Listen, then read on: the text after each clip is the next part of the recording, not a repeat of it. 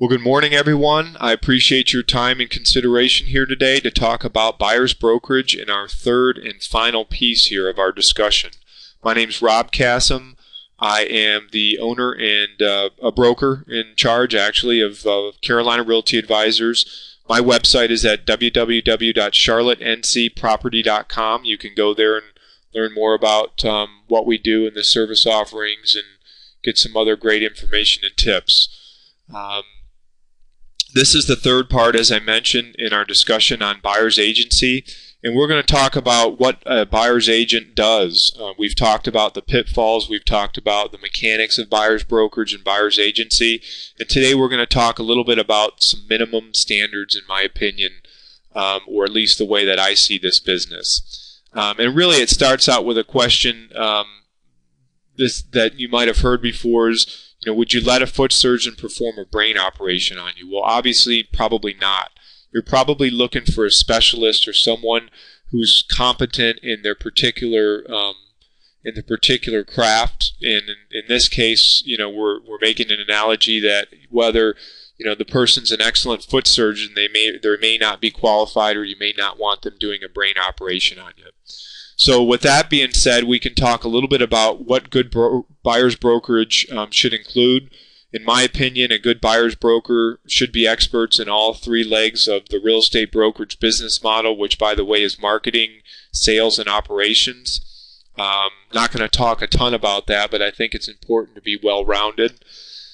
Good professional advice from any buyer's broker should include excellent buyer operation skills, and that's that third leg of the stool. And some of the services that a buyer's broker can perform for you, but these are really not all-inclusive, and they may not be some of these may not be applicable to your particular situation, depending upon what kind of property you're going to buy. But let's talk about all of them anyway. The first one here is transaction management. What we mean by that is managing the contract, the offer process, the due diligence of the particular property that you're looking at buying, meaning the inspections, whether or not the property is sound structurally, mechanically, electrically, those types of things. That includes the title of the property. Is there anything that happened in the past that you need to be concerned about? Contract management means managing the dates within the contract to make sure that your buyer understands when certain things are due and what obligations he has to complete by what dates. The third piece of that is closing coordination. There's several people that are involved in a closing of a piece of real estate, and coordinating all of those folks is obviously important to making sure that things go smoothly and you don't miss something that could cost you time or money or anguish. The second piece here is investment analysis. This is looking at the value of the property. If you're working with a piece of income producing property, or you plan to rent out your property, you're going to need to look at some investment returns, such as internal rate of return. You're going to need to look at net operating income, the capitalization rate of the property, the gross rent multiplier on the property, the cash on cash return. You're going to want to make sure that you understand what your investment is versus what you could be getting in another type of investment.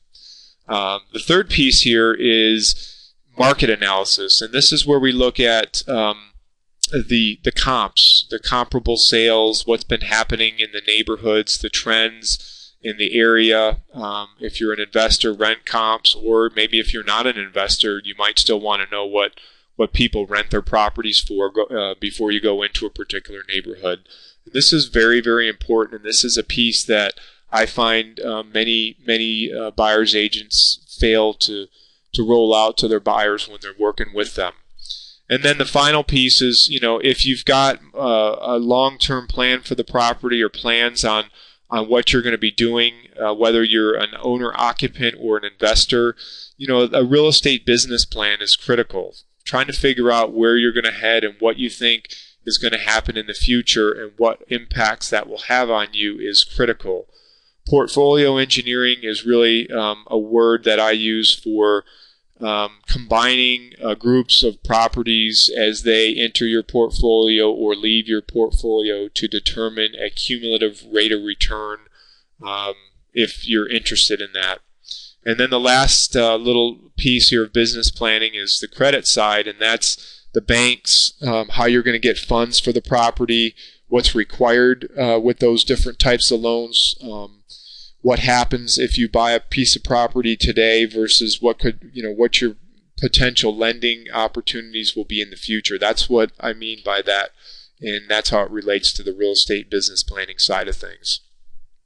This is an example of a market conditions report. You've got to make sure you know what you're buying. You've got to make sure that you've got an understanding of the market trends and the conditions that are prevalent in the subject property neighborhoods. Looking at average comp sales over different time intervals, looking at absorption in the months of supply on the market is critical to understanding whether or not the neighborhood or the area that you're buying is balanced or not. This is something that we walk all of our buyer clients through, and something that you need to be concerned with. We mentioned trends in value, looking at 2-year time horizons, looking at what's happened out there in the sale and the listing world in that particular area is obviously important to understanding what kind of deal you're going to be getting and what might happen in the future. Trends in target purchase prices, I think, are important. Trying to determine where you're coming in a particular area is critical. Knowing how many price changes on average that listings see in neighborhoods versus the time that they're selling is another important piece to analyzing the property. And then, of course, and another example here of a contract management item's kind of funny, title issues and surveys, those types of things. I mean, you certainly wouldn't want to be this person that bought this property and thought that telephone pole would someday go away, or why that is there, and what impact that might have on the property in the future, or even if you could get a loan on it with a situation like that. So those are some examples. So at the end of the day, real estate buying takes a lot of patience and wisdom. This is another kind of funny slide here. I always wonder if the dog waited or what he did there after the skunk came up to his bowl of food there. So if you choose not to use us or consider us, that's fine. But my recommendation is to get some expert advice when you're looking at buying a piece of property, because there are several moving pieces to this equation, and it's important that you understand what you're doing. Some of the services that I provide my customers that are buyers, the top 3 that come to mind are the 89-point buyer representation plan that I use with every buyer. The second thing I like using is an easy exit buyer's brokerage service guarantee. Sometimes people are a little bit concerned about signing buyer's agreements, and I understand that. We're there to make sure that that we do what we said we would do, and if there's something wrong there, there's a mechanism that can get you out of a bad situation if that's what happens. Incidentally, I've been doing this for the past 11 years and have never had anyone need to exercise that benefit, but it is there. I've also got 2 guaranteed savings programs to make sure that we're out there working on your behalf and helping you save money on this property. This is one of the most important things, where we put our money where our mouth is. 2 different levels of savings depending upon the price range that you're buying, where if we can't save you a certain amount of money over a threshold, then we'll actually pay you at closing. And so, that leads us to, what we're really trying to do, which is, complete customer satisfaction with the performance to back it up. And if you go to the website that I've got, you can see testimonials there. You can see some of the things that we provide. And if you're interested, you can go to the next steps, which would really just be a discussion to see what your plans are and what we can provide, if there's even a fit there.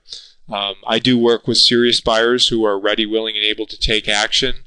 And the next steps would be to go to my website, take a look around, or give me a call and contact me at my phone numbers here on this slide or my email address. If you want to pause the presentation, go ahead and do that. Jot this down. And with that being said, I want to thank you for your time and efforts today in listening to what I've got to say in this third piece. As always, I wish you the best of luck, and I look forward to seeing or talking with you soon. Thanks very much.